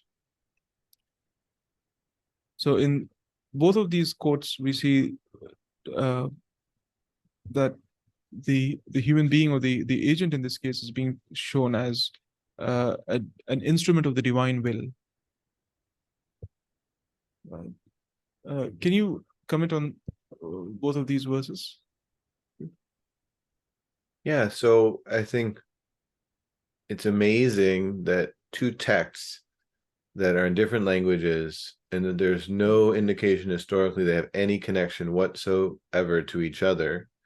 Like, you can't, no one could ever make the argument that the Quran was influenced by Gita directly, historically, right? Has the two verses of such similar, natures. In the context of war, you have this figure who represents the divine in both traditions, in one case Krishna, and in the case Allah, speaking to the recipient of this speech, saying, I am the one who, essentially gives life and gives death, right? But your job is to fight this war. right? Your job is to do what, you were created to do, so to speak, or what your role is in this particular moment. And so I really wanted to just kind of center that idea, like, and then try to tease out from both traditions what these verses are getting at, and then also show their incredible relevance to many of our questions today. And so that's what I tried to do in the article. And I think, we don't want to talk about war and religion. It's something that's difficult to talk about, but I just found it striking that this particular verses were very much in the context of war. And of course, the two traditions have different commentarial traditions about, bhashyas on Gitas and tafsirs of Qurans. And, I want to, be thoughtful about that. And so that's why I tried to center what I said in both commentarial traditions to a certain extent. But what I also wanted to do is sort of think through just these general categories of divine agency and human instrumentality, from the standpoint of these two traditions, but also vis-a-vis, like, that's a real question I think that many people have. It's not just an academic exercise. This article was really driven by, my personal life and my personal spiritual journey. At the same time, I think it's well grounded in both traditions and the academic literature and the academic study of religion. And but alhamdulillah, we have something like the Journal of Vaishnava Studies that can, will print something like this. And so I gave contemporary examples. For example, that in a memoir by Guru Das, who was an American convert to Chaitanya Vaishnavism and who traveled all around the world with A.C. Bhakti Vedanta Swami, says at one point when there was war going on between India and Pakistan, and the lights were out in Delhi, and they were trying to sort of remain hidden, and Prabhupada was sort of, or A.C. Bhakti Vedanta Swami was, sort of like, maybe these measures are a bit too much. Well, they said, aren't you like afraid? And like, what if you saw the bomb coming, in the sky? And he said, I would see the bomb as Krishna, right? Like, so he, even in that moment when you would want it, you would think, or maybe some people would think that he would lose his kind of spiritual cool and all of a sudden revert to, a more political way of thinking. In fact, like he used that as a moment to teach his disciples about, divine agency in the world, and have, that you as the spiritual aspirant, have to get to that point where you see everything as unfolding according to, the plan of the divine. And then on the, on the Muslim side, I, for example, talk about the sort of reticence of Sayyid Ali al-Sistani in Iraq to, tell his many millions of followers to fight, until the emergence of ISIS, right? But then when ISIS took over the north of Iraq and conquered the major Iraqi city of Mosul, it was only then that Ayatollah Ali al-Sistani, gave an order to fight. But he gave an order to fight, and he wrote an entire treatise on the ethics of war, saying this is how you have to do it so you don't cause more destruction than you're trying to avoid, so you don't cause more injustice than you're trying to end. And he even, for example, had to clarify that nobody was allowed to come in from out of the country. Like all of his followers that might say, well, I'm going to fly to Iraq and I'm going to fight. So no, this is a fight for the Iraqi people and any of their sort of explicit allies that want to help. And so just, for the record, that was an era when actually America and Iran worked together to help defeat ISIS in Iraq. That was under the Obama administration.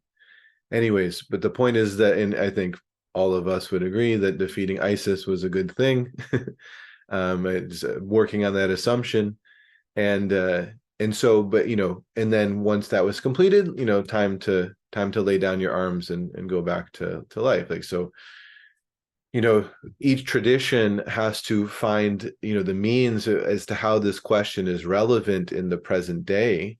And so very clear to say that the Chaitanya Vaishnava tradition is, adheres to a strict principle of ahimsa, of nonviolence. And, that's rooted in their belief that, although it was true that, Arjuna was a Kshatriya and it was his duty to fight in the battle of Kurukshetra, because Kurukshetra, is the sort of turning point where Kali Yuga begins, at that point, it's really, not appropriate to talk about this kind of like military action and melding it with like spiritual ideals. So, of course, like Chaitanya as an exemplar of the tradition and 500 years ago, was not involved in any sort of military anything or rebellions of any sort. And I think that tradition has been maintained. And in the case of the Islamic tradition, I think, obviously there's a wide range of perspectives in the 20th and 21st century about this question, but I center the story of Ali al-Sistani because I think he's arguably the most widely followed Muslim scholar in the world from a juridical standpoint, and sort of saying that when he gives a legal ruling, the most numbers of people would be following it. And in this particular moment, I think like he exemplified, this idea that I think is very Quranic, which is that, you don't want to fight, but there are moments when, justice may require, taking up arms, but, only under, a certain kind of high standard of rules of engagement. So, I think that I mentioned that explicitly towards the latter part of the article, because I wanted to say that this isn't just a theoretical conversation, right? It's not just about ontology and philosophy. It is actually something that actually affects our world on the day-to-day level, right? If a Chaitanya Vaishnava, guru were to emerge with some sort of militant attitude, towards like military matters or something, I think it's unlikely, but I guess in theory it could be possible. Like, it would be very different, right? Similarly, like in the Islamic tradition, like if you have people that, are acting, in very destructive ways, believing that they are instruments of the divine, that's really problematic and that needs to be clarified. So obviously in a short journal article, you can't, cover everything, but what I wanted to show was that, and this is perhaps a good place to end, so much of the conversation about, Hindu-Muslim engagement is kind of overshadowed by like the potential for violence, whether that be like intra-communal violence, in India or Pakistan or Bangladesh, or whether that be like interstate violence, like the wars between India and Pakistan, or the war between Bangladesh and Pakistan, and things like that. And I'm not saying that we shouldn't grapple with those things straight on, but what I'm saying is that, sometimes what we do is we sort of say, well, there's religion and there's politics, and the two are sort of totally separate. And so if something terrible happens politically, we sort of say, well, that's politics, and religion is somehow like untainted by it. What I wanted to do to a certain extent was kind of go back to these foundational texts for each communities and say, no, there's a question here. There's a question of sacred warfare. And it is not, for example, part of the Buddhist textual tradition in the earliest phase. It's not part of the Pali canon, as far as I understand. I could be wrong. Perhaps a scholar could advise me that I was wrong, but it's not part of that initial founding. It's similar in a similar way.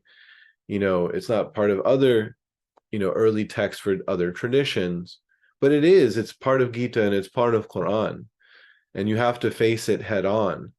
And you have to ask yourself, there's this famous thing they say in America. I don't know if it became popular in India at any point, but when I was younger, people would wear these bracelets. They would say WWJD, what would Jesus do?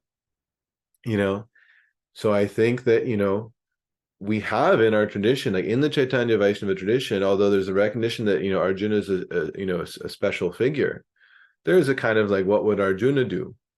Like if Gita is being spoken to you now, and you're the position of Arjuna, like what does it entail? So, for example, I quoted Stephen Rosen, Satyaraj Das, who wrote an article about war in the Gita, and he talked about the idea that like this karma yoga idea of like, how are you going to do your action with sincerity and service to the divine. Even in the case of Arjuna, it's warfare, but it can be analogized to any other situation of action, right, of ethics, right? How do I become an instrument of the divine given my unique position? So there's a question there that is broader than just war, but I think because war is so intense and so much is at stake in war, it really drives home the idea. Similarly, in Quran, you have God telling Muhammad sallallahu alaihi wasallam, like, now is the time to fight, and you have to do things a certain way, and you may love a thing and it may not be good for you, like you may prefer to not fight, but you may be the right thing to do right now, but you have to still do it in the right way so that you can truly become an instrument of the divine and the divine will in history. But then there's a critique, right? Every Muslim knows the Battle of Uhud didn't go so well. And so there's a divine critique of human action and of human choices. And so, you disobeyed your prophet, sallallahu alaihi wasallam, when you left the hill, and you got outflanked.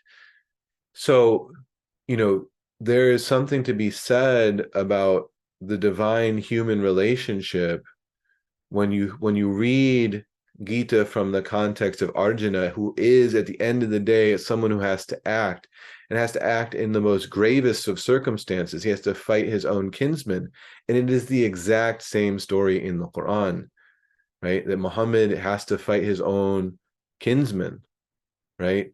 At Badr and at Uhud and so on and so forth. And so it is actually the seriousness of the situation and the reticence of the devotee, in this case Arjuna and Gita and Muhammad in the Quran, to do this, that God has to say, no, you have to do this, right? And so it becomes the gravest of possible circumstances, going to war with your own family members in both texts, that become the window into us becoming self-critical and self-reflective, people aspiring to devotion of our Lord, to think, how could I emulate that level of sincerity and that level of humility that would be required to follow in the footsteps of these people and this example. And so from, this kind of ontological, philosophical question about divine agency and human instrumentality comes the great question of ethics. How am I going to live my life? How am I going to act? What choices am I going to make? How am I going to define some degree of sincerity in my devotion to my Lord, some degree of humility, and then some degree of courage and conviction too, right? Because at the end of the day, what is the upshot is that the doubt of Arjuna, the doubt of Muhammad, is removed as to what has to happen, what has to take place. And there's a great courage and conviction that emerges in the midst of just one of the most difficult things that one could imagine, a situation that one could imagine one is facing. And so I would say that, I think that just comparing those two verses is worthy of like a book, so if someone wants to follow my lead and, write a better book than I can write about those two verses and what they indicate. But I wanted to get something down, while I'm still breathing and while I'm still working on revising my dissertation for publication, inshallah. So I was very grateful to the Journal of Vaishnava Studies for being able to publish that piece. Well, there are 2 points which come to mind through all this. One is that the context of war in which both of these verses are being spoken also shows that even in the darkest of human endeavors or situations, God can still be found there, and there's still an ethical thing to do in that situation. Also, before we conclude this, you write in one place about in the academic study of religion or studying a religion apart from one's own, there is one attitude which you write about, which is originally by Muhammad Legenhausen, of non-reductive pluralism, how it differs from, for example, the attitude of perennialism, on the other hand. This is one small question which I'd like to conclude with today. But before I go there, another larger question, which you can say a few words about, is that the whole topic of this paper, which looks at human agency in the context of the divine. Ultimately, in both of these traditions, it is God who is in charge of things, and God who's the giver of life, the giver of death. So this brings to mind a few verses in the Quran again. For example, in one place we are enjoined to patiently persevere, but then it is said that you should, firstly it is said you should have patience, but then that patience itself is from God. Wasbir wama sabruka illa billah, which seems like a counterintuitive kind of injunction if it is something which I am to do. Or I mean, is it again something which I have to do, or is it something which God is going to do? That's one question, and then there's one more verse in the Quran which says, وَمَا تَشَاءُونَ إِلَّا أَن يَشَاءَ اللَّهُ, and they do not will unless God wills that they will so.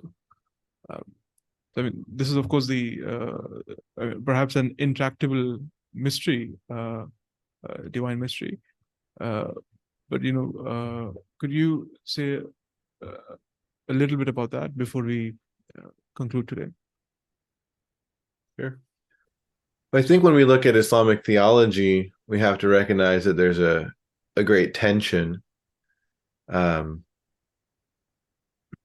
the article that I wrote about Gita and Quran, for example, I mentioned, that a number of studies say that the position of Jafar as-Sadiq, the famous, jurist and theologian and imam for the sixth imam for the Shia community, says, that there's a matter between two matters, al-amr bain al-amrayn, right? And those two matters being free will, if you will, pure free will, and pure determinism.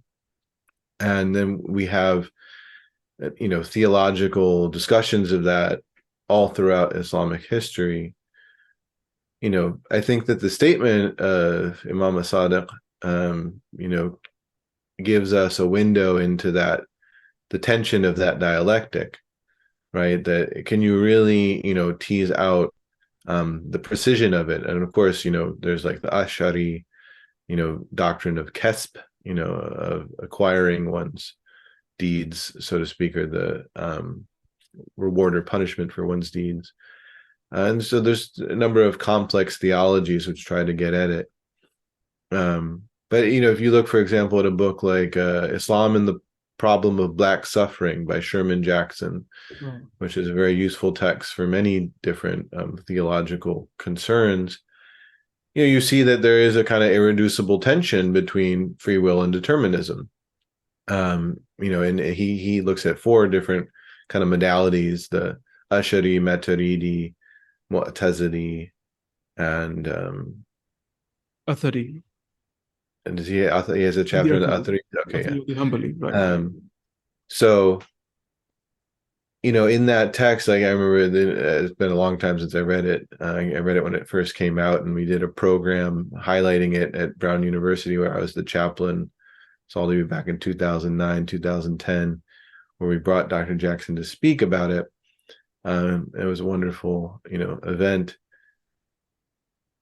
But he says in the end of the book that essentially, like, everybody acknowledges on some level that there has to be some free will. There has to be some sort of element of human agency, where exactly it falls in the dialectic, in the sort of between those two extremes, is the role of all the different theological schools to try to tease that out, but they all ultimately affirm some degree of free will. And I think that, but there's the, to use the, idea of jnana, of the path of knowledge. I mean, I think that's a good parallel to a certain extent with kalam, philosophical theology in Islam. Then there's the realm of dhawq, of tasting, right? You mentioned the famous quote by Ramakrishna of tasting sugar versus being sugar. And we can think about that concept of tasting in relationship to the rasas that I mentioned, the different ways of experiencing the love of the divine. Well, anybody who has actually, gone down the path of really grappling with this on their own subjective level has experienced moments where they feel like they're just floating down the river of the divine decree. That's like, you sort of think that you can swim, but you're kind of just, anyone who's been in a rushing rapid. I used to do a lot of like whitewater canoeing and kayaking when I was younger. And when you fall over and you're in a class 4, class 3 or class 4 rapid, oh my gosh, like, you don't really have any agency. You just hope that you don't die. So, everyone's had those moments when they just feel like they're just being pulled along by something other than themselves. And they, perhaps the only thing they have is their du'as, their words to say. And even when you express those words, they might be so infused with the awareness that I can't even utter these words without the divine decree. I can't even speak without the divine decree. I mean, I had a friend who died of a disease where he was removed, the power of speech was removed from his mouth. That he had the last conversation, 3-hour conversation I had with him, rahmatullahi alayh, he had to type out his every word, every letter with his eyes on an iPad to respond to me. So I know that Allah is, the power of speech is just a divine gift, right? So then, then maybe I have like my consciousness, and my consciousness can utter, these words or these meanings of total need to Allah. But even then I say, well, if Allah were to remove my consciousness the way that he removes, the sort of mental state of people through Alzheimer's, how would I even utter those words to the divine, right? So every level I go, I just decree, qadr, qadr, qadr. وَمَا تَشَاءُونَ إِلَّا يَشَاءَ اللَّهُ رَبُّ الْعَالَمِينَ, as you mentioned the verse. But then people have the experience also of return to the realm of choice and the realm of adab, the realm of being on the realm of taklif, of moral responsibility, where you are the person who has the responsibility to choose to, again, speak or remain silent, stand or sit, turn left or turn right. And, so I know you had Dr. Zachary Marquith on a previous podcast. He has a wonderful dissertation where he talks about the famous hadith al-nawafil, that you become the hand with which Allah grasps and the eye with which Allah sees.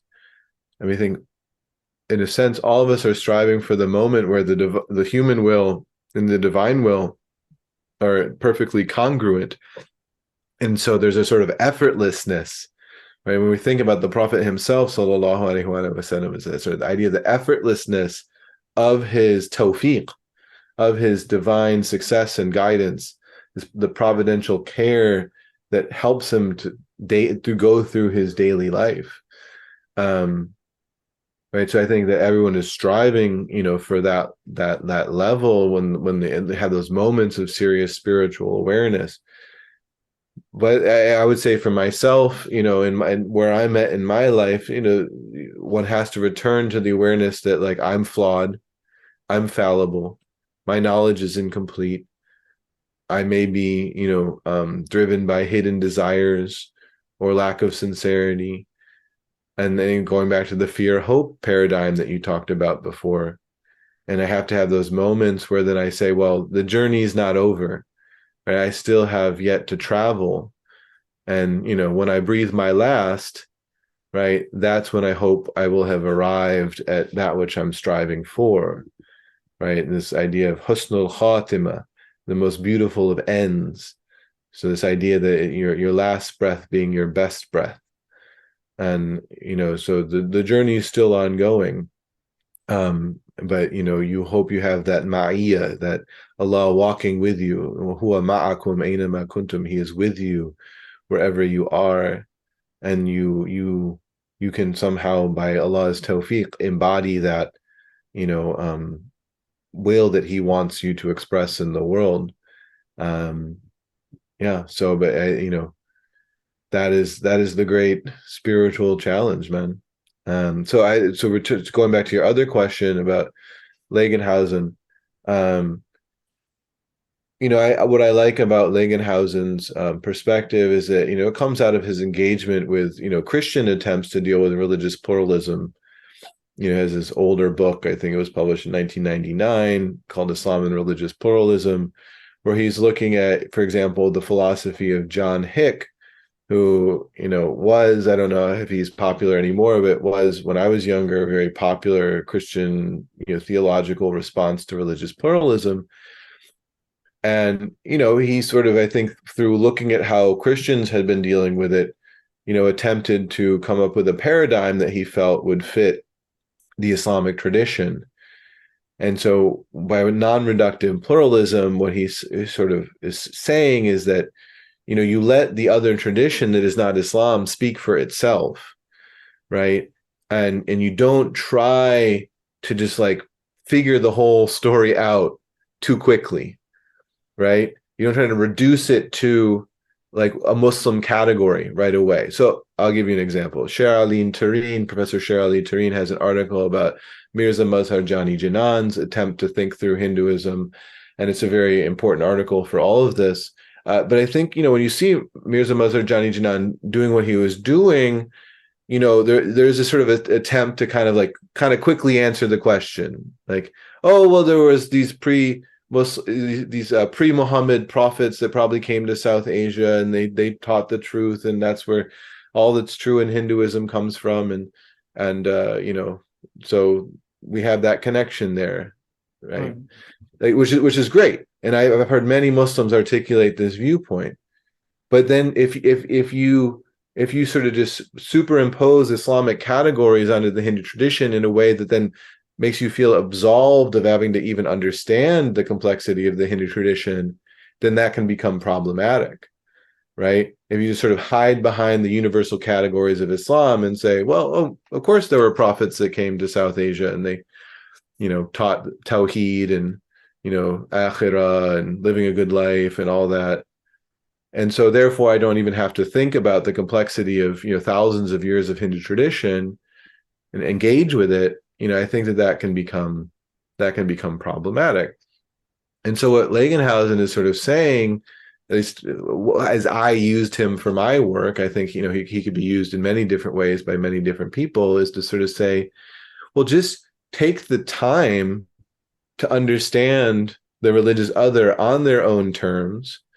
And then if you discover like parallels or resonance or dissonance, comparing and contrasting, like that's great, and you can explore that, but then also express when there's difference. So for example, in the article that you were mentioning where I cite him, I talk about how for Chaitanya Vaishnavas, like giving up meat is absolutely essential, right? And even Radhanath Swami, who's one of the most popular contemporary gurus and very popular in India, based out of Mumbai, Radhanath Swami even advocates veganism.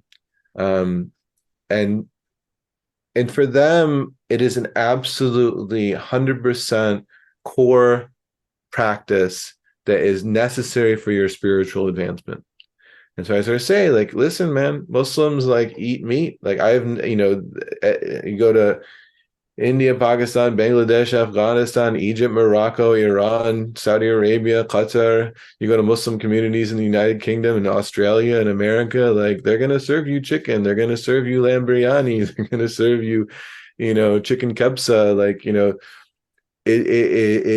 not to say that there's probably some vegetarian Muslim traditions. Like, there's always like exceptions to the rule, but I've been Muslim for 25 years and studying the tradition for 25 years. And like, I can say pretty confidently that like meat eating is pretty much a normal part of Muslim cultural expressions. And yes, there are, for example, traditions within Islam to curb certain levels of meat eating, even going back to the time of the early Muslims to sort of encourage not eating too much meat. But, we even have like animal sacrifice, in terms of Hajj as part of the rituals, and the Quran talks about it. I talk about that in the book or in the article. And so, I think what Legenhausen would want us to say is just like sit with that difference. Right? Don't try to resolve it right away and sort of say, well, these are exoteric practices that have no meaning ultimately, and they're just different cultural forms, because ultimately all that really matters is some ultimate spiritual realization that resolves all difference in some sort of categories of unity. Because we have to understand that is so much of what philosophizing and even of scientific categorization is about, is resolving things to higher and higher categories, right? So in classical Sanskrit thought, you have Samkhya, right, which is like the preeminent form of that. In Islamic, sort of mystical theology, you have the whole concept of the arc of descent and the arc of ascent, and like how to conceptualize, the sort of differentiation of things into this world, and then the resolving of all that differentiation into al-wahid, al-ahad, the singular and unique one Lord of all existence. So these categories are cross-cultural, of course, right?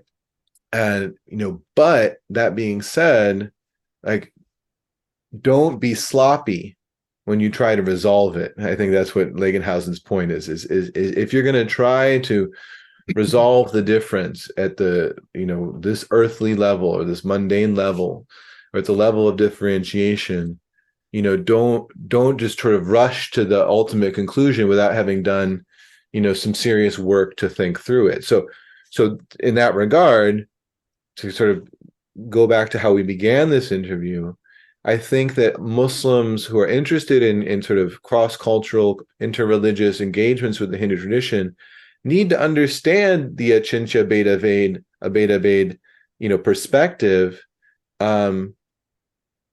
as a critique, as an internal Hindu critique of Advaita Vedanta. They don't have to accept it, right? Like it's an intra-Hindu conversation from one way of looking at things, and then but at least acknowledge that it's there. At least acknowledge that there is a debate. And again, just the way that we would want a Jew or a Christian or a secular humanist who's studying Islam to acknowledge that there's Sunnis and Shiis and different texts and different theologies and different histories. And yeah, like, for example, Muslims have all sorts of ways of theologizing Sunni and Shii difference, right? I come across this all the time. And some people like will actually try to write it out, but a lot of people have like more like private thoughts of like, what does it all mean? Like, so on one end of the spectrum, people that say, well, only one is true and the other one's heretical. And there's other views that are like, well, they're two sides of the same coin. There's other views that like try to see them as like a tension between two different ways of looking at things that are kind of like always, fluctuating in history. So that is also part of our theological tradition, is how would we as Muslims see Sunni Shia difference in history, and how do we make sense out of it? Well, so then again, if there was a Jew or a Christian or a secular humanist, or even if there was like a Buddhist or Hindu scholar of Islam who had studied Arabic and had tried to make sense out of it, we would want them to like at least honor what we've been doing as Muslims in our intra-Muslim conversation by understanding it and representing it accurately in their scholarly works, knowing full well that they're different, right? That they're a Christian, for example, and maybe they just don't really, it's not really something they have to think about because they're just Christian and they go to church and they have their beliefs and their way of looking at things, and they're just trying to be respectful of human religious diversity, and they're trying to do some meaningful scholarship in the academy, and but they still just go to church on Sunday and it doesn't really matter, like that's fine. But because they have chosen to be someone who's going to speak about the other and to make a career about the other, right? They are sort of beholden to be very thoughtful and very cautious about how they represent the other, so that they don't just superimpose their own categories onto it. I think the key thing is that sometimes with the issue of religious difference, we just assume that a category that subsumes two things under one umbrella is actually like an act of charity. It's like a good thing. But for some people, it's an act of violence. Right. For some people, it's saying, oh, what you believe doesn't really matter because actually I can just like resolve it under this category over here. So like, okay, yeah, everything that Chaitanya Vaishnavas believe, starting from Chaitanya Charitamrita and the writings of Rupa Goswami, all the way up to contemporary gurus and their communities, all millions of people all over the world in their temples, it doesn't really matter because I know that it's just part of this bigger whole, that I'm the one who understands. So basically what you've done is you've said that I am the authority about God's truth, and what you're saying is misguided and false. It is a form of theologizing that then in the God, and this I think Legenhausen is, says this very clearly, is a form of theologizing which then makes you the authority over someone else's tradition, right? And so you've now just, it's kind of like Marxism, in the way that Marxism was just like, well, you're all wrong. It's all just religion is the opiate of the masses is the kind of common, phrase goes. So you're all wrong, and what's really going on is class struggle, right? Like some people say, well, you're all essentially wrong. What's really going on is this theology over here. So what I will say, is that there are theologies that are like that and are very explicitly like that, and I think Ramakrishna is one of them. And anyone who's interested in that perspective should read Ayan Maharaj's book, Infinite Path to Infinite Reality, where he uses Ramakrishna's theology in this kind of cross-cultural conversation. And I think, really in the last 150 years, Ramakrishna is one of the most influential figures. And then through Ramakrishna, his disciple Vivekananda, I think are one of the preeminent exponents of that particular theology, right? So it's there. It's not to say that it doesn't exist. Like you can join the Vedanta Society and follow that theology. And I remember a very important kind of step to get where I am is when I was the Muslim chaplain at Brown University, and I met a white American man named Swami Atmarupananda, who had become a monk of the Ramakrishna order, and he had learned, he could speak Bengali, and he learned Sanskrit, and he lived in India for many years. And he just happened to, be invited to Brown University to meet with the Hindu students. And I spent like 2-3 days with him, talking to him about his life and what he was doing. And it made me realize that, following Ramakrishna for him was like how following Muhammad is for me. Right? Like I chose to follow Muhammad sallallahu alaihi wasallam as a Muslim 25 years ago, and I still choose that today. For Swami Atmarupananda, his entire life has been devoted to the Ramakrishna order and following the teachings of Sri Ramakrishna and Swami Vivekananda and the other eminent gurus in their lineage. So Ayan Maharaj is someone who did a PhD in, I think, German philosophy and then became a monk of the Ramakrishna order. And as last time I checked, he was teaching, philosophy in India somewhere. So this book, Infinite Path to Infinite Reality, lays very clear that type of very pluralistic theology that Ramakrishna had, right? And I think from that basis, there can be like a better appreciation of like those strands within the Hindu tradition that really are, kind of like pluralist in this sort of way that we're talking about. Whereas I think that the philosophy and theology of the Chaitanya Vaishnavas is more specific, and it is more, and they have their particular cosmology and their particular theology, which they see as the totality of all things. And so they would reject, they may say that, yes, Ramakrishna had some good insights, but he ultimately doesn't understand the fullness of reality. And they may, lay the blame, for example, on him not having studied Bhagavata Purana in depth enough or something like that. I don't know. But then for even a work like Ayan Maharaj's Infinite Past, Infinite Reality makes a kind of comparative theological engagement between Chaitanya Vaishnavas who are in academia, like Kenneth Valpi, who's Krishna Kshetra Das. He's a guru from ISKCON, and others, possible, right? Because then now they can actually have like a comparative theological exchange, at an academic register that is meaningful. And I think, what I want to do is do that with Islam and Chaitanya Vaishnavism, right? And I think that someone like Ayan Maharaj's work is really fascinating, but I'm just not as steeped in the work of Ramakrishna as I am with the Chaitanya Vaishnavas, and so I'll leave that to someone else. I know, for example, I do have a friend, who've had some intense conversations about Hindu-Muslim stuff over the years. He's a professor, and he's very interested in Sri Ramakrishna's, philosophy of interreligious pluralism. So I'd leave it to somebody like him, to engage with that sort of thing. And I think that's what I hope most of all, is that many Muslims get into Hindu studies so that we can have conversations and disagreements and debates, which is what makes, the intellectual, process so much more fulfilling and enriching. If I'm not interested in being right.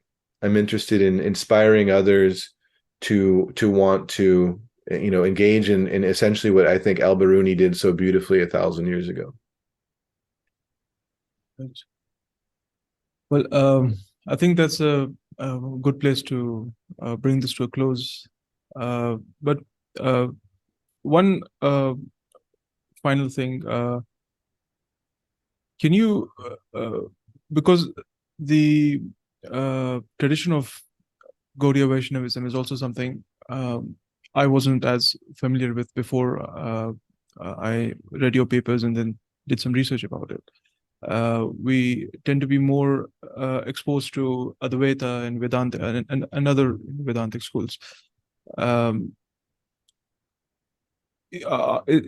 you recommend a few books which might be a good starting point for this tradition, and why you would pick out these particular books? Sure. I think that if you want to talk about a contemporary expression of Chaitanya Vaishnavism that is easily digestible and written to be relevant to as many people as possible, I would go with The Journey Within by Radhanath Swami, which I mentioned in my article, Dharma of Bhakti, Dharma of Mlechas, from the Journal of Dharma Studies. I think that is a really well-written overview and a really relevant overview of many of the aspects of Chaitanya Vaishnava thought and praxis, written for a 21st century audience. Again, he has a following in India and around the world. So, it's sort of, you also want to center, authoritative contemporary text within their tradition. Then in terms of Gita, I would recommend Graham Schweig's translation, the Song of the Beloved Lord, or the Beloved Lord Song, is the sort of subtitle. But it's Schweig, Schweig, and because even though it's a straightforward translation of the Gita, and he has actually a concordance of the Gita coming out, inshallah, I think from Columbia University Press in the future. So it's based on like deep, research into the Sanskrit and to the commentarial tradition. But what he does is he gives you a very beautiful translation of the Gita, but then he has extensive endnotes in the end, which helps you to understand, I think, a Vaishnava way of looking at the Gita, without it being, I think very much emerging from a sort of way of a Vaishnava would read the Gita itself. So it's I wouldn't say it's like a superimposition of Vaishnava thought onto the Gita, but more like how from the Gita text itself a Vaishnava would see the Gita and center, for example, Bhakti, especially like how to understand the 18th chapter as like the summation of the text, as opposed to some earlier chapters, which some other scholars have said is the summation of the kind of pinnacle of the text. And then in terms of academic studies of the Chaitanya Vaishnava tradition, I think that so many of them are quite specialized. Many of them assume a certain base level of understanding. A book that I have yet to get, but it looks like would be like a very good kind of first step from a kind of academic study of religion standpoint is called Hare Krishna in the 21st Century by Angela Burt, B-U-R-T, published by Cambridge University Press. I just skimmed through it because I haven't yet gotten a copy. I actually, not even 100% sure it's actually been released yet. May have just been released. But I think that was written, like if anyone's ever seen the very short introduction texts, right, they're very helpful. I used to, when I taught at NYU and I was teaching both Muslims and non-Muslims about Islamic law, I would make them read Muhammad, a very short introduction by Jonathan Brown, because I thought it was written in a way to be concise enough and kind of focused enough that someone coming into the tradition for the first time could actually wrap their heads around it.